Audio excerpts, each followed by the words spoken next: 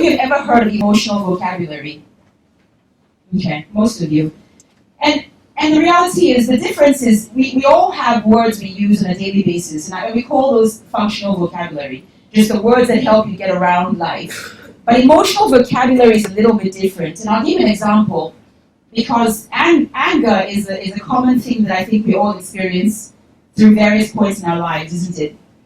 But sometimes when you're talking to someone who has annoyed you a little bit, they've done something at work to annoy you, or a customer has said something that's causing you to be irritated or annoyed, I want you to think about the word choices that you use in expressing how you feel.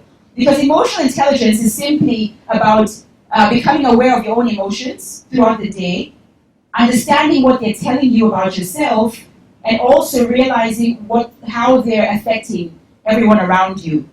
So if you are just annoyed at something, perhaps you shouldn't be saying, I could kill you for doing this, right? Because that's kind of extreme, and it doesn't really represent what it is you want to say. If you're simply mildly annoyed, you shouldn't be using strong synonyms for the word anger to describe that, because people with high emotional vocabulary are thinking a little bit more about the impact of those words. If you're happy, if you're elated, you shouldn't just say, oh, yeah, I'm content. I mean, you really want to think about using words that actually express the way that you're feeling. It's pretty difficult at the ages that we are to increase our IQ, okay? Because without a lot of hard work, it's very difficult to increase your IQ in adulthood without a lot of effort. But emotional intelligence, it's much easier, because it's about becoming more self-aware of your own emotions and how you act around other people. And to me, the number one thing that increases emotional intelligence is empathy.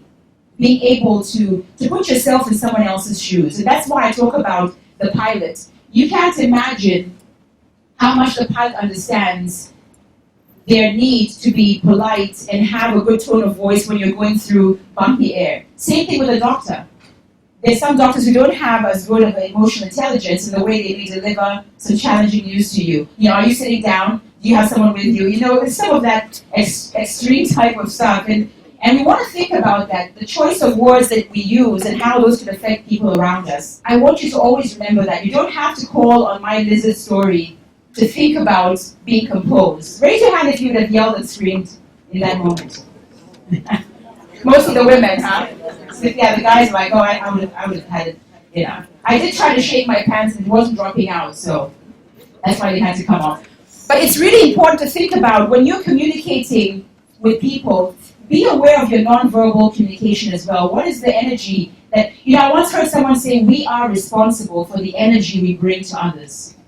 We are. And it's important to think about not just the things coming out of our mouths, but the body language.